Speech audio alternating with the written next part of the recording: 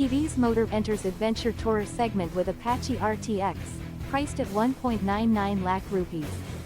TVS Motor Company has officially entered the adventure rally tourer segment with the launch of the TVS Apache RTX, a new motorcycle that marks the brand's most ambitious foray into adventure motorcycling yet.